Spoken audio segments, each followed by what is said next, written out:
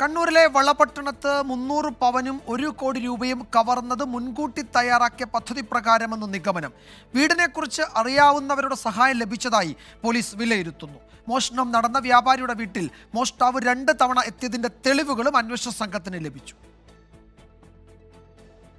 കണ്ണൂർ വളപട്ടണത്തെ വ്യാപാരി KP അഷ്റഫിന്റെ വീട് കുത്തി തുറന്ന് കവർന്നത് 300 പവൻ സ്വർണ്ണാഭരണങ്ങളും 1 കോടി രൂപയും. മോഷണത്തിനായി വീടിനകത്ത് കയറിയത് ഒരാൾ മാത്രം. വീട്ടിലെ CCTVയിൽ പതിഞ്ഞ ദൃശ്യങ്ങളിൽ ഒരാൾ മാത്രമാണുള്ളത്. എന്നാൽ കൂടുതൽ പേരുടെ സഹായം ലഭിച്ചുവെന്ന് പോലീസ് ഉറപ്പിക്കുന്നു. കള്ളൻ 2 തവണ അഷ്റഫിന്റെ വീട്ടിലെത്തി. 20-ാം തീയതി മോഷണം നടത്തി. പിറ്റേന്ന് രാത്രിയും കള്ളൻ ഇവിടെ എത്തുന്നത് ദൃശ്യങ്ങളിലുണ്ട്. വീണ്ടും എത്തിയത് അവശേഷിപ്പിച്ച തെളിവ് നശിപ്പിക്കാനാകണമെന്നാണ് പോലീസ് നിഗമനം. വ്യാപാരിയുടെയും കുടുംബത്തിന്റെയും യാത്രാവിവരങ്ങൾ മോഷ്ടാക്കൾക്ക് ലഭിച്ചുവെന്ന് പോലീസ് കണ്ടെത്തൽ. കഴിഞ്ഞ 19-ാം തീയതി മധുരയിലെ സുഹൃത്തിന്റെ വിവാഹ ചടങ്ങിന് പോയ കുടുംബം മടങ്ങിയെത്തിയത് 24-ന്.